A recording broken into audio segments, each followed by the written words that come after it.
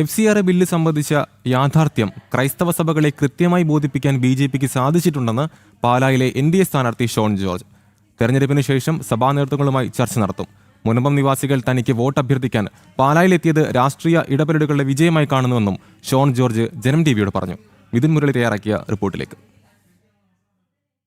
പരമാവധി വോട്ടർമാരെ നേരിൽ കണ്ടുള്ള പ്രചാരണത്തിലാണ് പാലാ നിയോജകമണ്ഡലം NDA സ്ഥാനാർത്ഥി ഷോൺ ജോർജ്. തികഞ്ഞ ആത്മവിശ്വാസത്തിൽ രാത്രി വൈകിയും പ്രചാരണ പരിപാടികളുമായി മുന്നോട്ട് പോവുകയാണ് ഷോൺ ജോർജ്. അദ്ദേഹത്തിൻ്റെ തെരഞ്ഞെടുപ്പ് പ്രചാരണത്തിനെ ശ്രദ്ധേയമാക്കുന്ന നിരവധി ഘടകങ്ങൾ കഴിഞ്ഞ ദിവസങ്ങളിൽ സംഭവിച്ചു. ഒന്ന്, മുനമ്പം നിവാസികൾ അദ്ദേഹത്തിന് ഐക്യദാർഢ്യമായി അല്ലെങ്കിൽ വോട്ട് അഭ്യർത്ഥിച്ചുകൊണ്ട് ഇവിടേക്ക് പാലായിലേക്ക് എത്തി എന്നുള്ളതാണ്. മറ്റൊന്ന്, SDP ആസൂത്രിതമായി ഭീഷണി മുഴക്കിയ പള്ളിരുത്തി സെൻറ് റീത്താസ് സ്കൂളിലെ PTA അംഗങ്ങൾ അദ്ദേഹത്തിൻ്റെ ഇടപെടലിൽ അതിലൊക്കെയുള്ള ആ ഐക്യദാർഢ്യം അദ്ദേഹത്തിന് നൽകിക്കൊണ്ട് ഇവിടെ പാലായിലേക്ക് എത്തി. രാഷ്ട്രീയ കേരളത്തിൽ അങ്ങ് നടത്തിയിരിക്കുന്ന ചില ഇടപെടലുകൾ, ഇപ്പോൾ സൂചിപ്പിച്ച രണ്ട് സംഭവങ്ങൾ, അതിൽ പ്രധാനപ്പെട്ട ആളുകൾ ഇവിടേക്ക് പാലായിലേക്ക് എത്തുന്നു, അങ്ങേക്ക് വേണ്ടി വോട്ട് അഭ്യർത്ഥിച്ചുകൊണ്ട് പാലാ മണ്ഡലത്തിൽ സജീവമാകുന്നു. അങ്ങനെയുള്ള ചില ശ്രദ്ധേയമായ കാര്യങ്ങളും ഈ കഴിഞ്ഞ ദിവസങ്ങളിൽ നടന്നു എന്നുള്ളതാണ്. അല്ല, എനിക്ക് ഏറ്റവും സന്തോഷകരമായൊരു കാര്യം, ഞങ്ങൾ പൊതുപ്രവർത്തകർ എന്നോട് തന്നെ അപ്പം പറഞ്ഞ് പഠിപ്പിച്ചിട്ടൊരു കാര്യമുണ്ട്. നമ്മളൊന്നും പ്രതിഫലം ആഗ്രഹിച്ചുകൊണ്ട് ഒരു കാര്യം ചെയ്യാൻ പാടില്ല. ഞാൻ അങ്ങനെ തന്നെയാണ് മുമ്പോട്ട് പോയിട്ടുള്ളത്. പക്ഷേ ഈ കാലത്ത് ഞാൻ അവർക്ക് വേണ്ടി എന്ത് ചെയ്തു എന്നുള്ള ബോധ്യം അവർക്കുണ്ട്. ഞാൻ വിളിക്കാതെ തന്നെ അവരിങ്ങോട്ട് വിളിച്ച് ഞങ്ങൾ വരികയാണ്, പ്രചരണത്തിന് വരികയാണ്. ഞാൻ പറഞ്ഞു വളരെ സന്തോഷം, ഇന്ന സമയത്ത് വരും, ഞാൻ അവിടെ കാണാമെന്ന് പറഞ്ഞു. അവർ തന്നെ അവിടുന്ന് എല്ലാവരും കൂടെ, അതേസമയം എല്ലാം സാധാരണക്കാരാണ്, അവർ പിരിവെടുത്ത് വണ്ടി വിളിച്ച് അവരിവിടെ വന്ന് ഒരു ദിവസം നിന്ന്, അത് കഴിഞ്ഞ് പിന്നെയും 3-4 പേര് ഇവിടെ നിന്നു. അതുപോലെ സെൻറ് ജോസഫ് സ്കൂളിലെ PTA, എനിക്ക് വലിയ പരിചയമൊന്നും അവരുമായിട്ടില്ല. അവരുടെ വിഷയങ്ങൾ ഞാൻ ഇടപെട്ടു. അവർക്ക് പ്രതിസന്ധി ഉണ്ടായപ്പോൾ ഞാൻ കൂടെ നിന്നു. ഞാനല്ല, പാർട്ടി കൂടെ നിന്നു. അവരും ഇവിടെ വരുന്ന സാഹചര്യം ഉണ്ടായി. പിന്നെ ഞാൻ ഏറ്റെടുത്തുള്ള കേസുകൾ, വിഷയങ്ങൾ, എനിക്ക് കിട്ടുന്നൊരു പിന്തുണയുടെ അടിത്തറ എന്ന് പറഞ്ഞാൽ കഴിഞ്ഞ കാലങ്ങളിൽ ഞാൻ പൊതുസമൂഹത്തിൽ ഏറ്റെടുത്തുള്ള വിഷയങ്ങളാണ്. അത് പിണറായി വിജയനെതിരെയുള്ള കേസാണെങ്കിലും ഇത്തരത്തിലുള്ള വിഷയങ്ങളെല്ലാം ഞാൻ ഏറ്റെടുത്തിട്ടുള്ള എല്ലാ വിഷയങ്ങളിലും പൊതുസമൂഹം എന്നെ ശ്രദ്ധിച്ചിരുന്നു എന്നുള്ളതിൻ്റെ ഒരു വലിയ സന്തോഷം എനിക്ക് തെരഞ്ഞെടുപ്പിലാണ്. ആ സ്നേഹം എനിക്ക് തിരിച്ച് കിട്ടിയിട്ടുണ്ട്. ഞാൻ എന്ത് സമൂഹത്തിന് വേണ്ടി ചെയ്തോ അതിന് ഉള്ള പ്രതിഫലം അവരെനിക്ക് സ്നേഹമായി തരുന്നുണ്ട്. രാഷ്ട്രീയ സാമൂഹ്യ നായകനായി അവരുടെ മനസ്സിൽ അങ്ങുണ്ട് എന്നുള്ളതിൻ്റെ ഒരു തെളിവ് കൂടിയായി മാറുകയായിരുന്നു.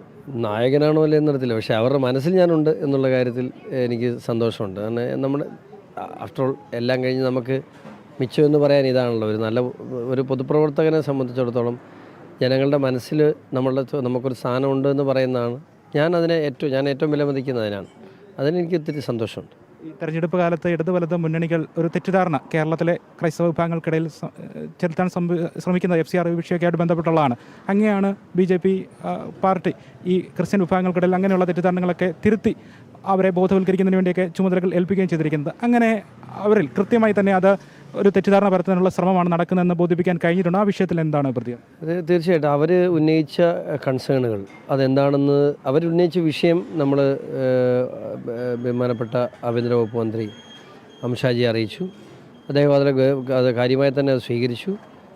ഇപ്പോൾ ബില്ല് മാറ്റിവെച്ചിട്ടുണ്ട്. തീർച്ചയായിട്ടും ഇത്തരത്തിലുള്ള കൺസേണുകൾ അത്തരത്തിലുള്ള ഒരു കൺസേൺ അടിസ്ഥാനരഹിതമാണ്. അത്തരത്തിലുള്ള ഏതെങ്കിലും സമുദായത്തെ അല്ലെങ്കിൽ അവരുടെ സ്വത്ത് പിടിച്ചെടുക്കാൻ വേണ്ടി ഉണ്ടാക്കിയ നിയമമല്ല ഇത്, സമുദായ നിയമമല്ല. കാരണം FCRA എന്ന് പറയുന്നത് ഫോറിൻ ഫണ്ട് റെഗുലേറ്റ് ചെയ്യാൻ വേണ്ടി, ഇവിടുത്തെ NGOസിന് വരുന്ന ഫോറിൻ ഫണ്ട് റെഗുലേറ്റ് ചെയ്യാൻ വേണ്ടിയുള്ള ഇതാണ്. അപ്പം ഇത്തരത്തിലുള്ള ഓർഗനൈസേഷൻസ് വരുന്ന പൈസ ആൻറ്റി നാഷണൽ എലമെൻറ്റ്സ് യൂസ് ചെയ്യുന്നു അല്ലെങ്കിൽ രാജ്യവിരുദ്ധ പ്രവർത്തനങ്ങൾക്ക് ഉപയോഗിക്കുന്നു എന്ന് പറയുന്നത് ഗൗരവമായി കാണുന്നുണ്ട്. അത്തരം കാര്യങ്ങളെ നിയന്ത്രിക്കാൻ വേണ്ടി തന്നെയാണ് ഈ നിയമം സമർപ്പിച്ചത്. ഇതിനകത്ത് ഞാൻ മനസ്സിലാക്കുന്നത്, അത് എനിക്ക് തന്നൊരു എക്സ്പ്ലനേഷൻ അല്ല, ഞാൻ മനസ്സിലാക്കുന്നത് മണിപ്പൂരിൽ അറസ്റ്റിലായ അമേരിക്കൻ പൗരനിൽ നിന്നും ലഭിച്ച വിവരങ്ങളനുസരിച്ച് ഇന്ത്യയിൽ വലിയ രീതിയിലുള്ള ഇത്തരത്തിലുള്ള ആൻറ്റി നാഷണൽ എലമെൻറ്റ്സ് ഇന്ത്യയിൽ കലാപം ഉണ്ടാക്കാൻ ഉൾപ്പെടെ ഉദ്ദേശത്തോടുകൂടി കടന്നു വന്നിട്ടുണ്ട്. അപ്പോൾ അതിനെ നിയന്ത്രിക്കാൻ അടിയന്തരമായ ചില തീരുമാനങ്ങൾ എടുക്കേണ്ടതായി വന്നുകൊണ്ട് സർക്കാർ ഈ തീരുമാനത്തിലേക്ക് പോയെന്നാണ് എനിക്ക് അറിയാം. അത് ഒരു ഒഫീഷ്യൽ എക്സ്പ്ലനേഷൻ അല്ല, എനിക്ക് കിട്ടിയ എക്സ്പ്ലനേഷനാണ്. അതിനുശേഷം സഭയുമായി ബന്ധപ്പെട്ട് അവരുടെ കാര്യങ്ങൾ പറയാൻ പറഞ്ഞു. ഞാൻ സഭയുടെ മേലധ്യക്ഷന്മാരെല്ലാവരുമായിട്ട് എല്ലാവരുമായിട്ട് തന്നെ ഞാൻ കമ്മ്യൂണിക്കേറ്റ് ചെയ്തിട്ടുണ്ട്. അവർക്ക് കാര്യങ്ങൾ പറഞ്ഞ് മനസ്സിലാക്കിയിട്ടുണ്ട്. മാത്രമല്ല ഇപ്പോൾ അവർ ഒന്നും പ്രതികരിക്കുന്നില്ല. അവർക്ക് കാര്യങ്ങളുടെ കിടപ്പ് ബോധ്യപ്പെട്ടെന്നാണ് നമ്മൾ കൊടുത്ത എക്സ്പ്ലനേഷൻ അവർക്ക് ബോധ്യപ്പെട്ടെന്നാണ് ഞാൻ വിശ്വസിക്കുന്നത്. കൂടാതെ കേന്ദ്രമന്ത്രി ന്യൂനപക്ഷ വകുപ്പ് മന്ത്രി കിരൺ റിജിജുജിയെ ഇവരുമായിട്ട് ചർച്ച നടത്താൻ നിയോഗിച്ചിട്ടുണ്ട്. അത് ഇലക്ഷൻ കഴിഞ്ഞൊരു 10 ദിവസത്തിന് ചർച്ച ഉണ്ടാവും.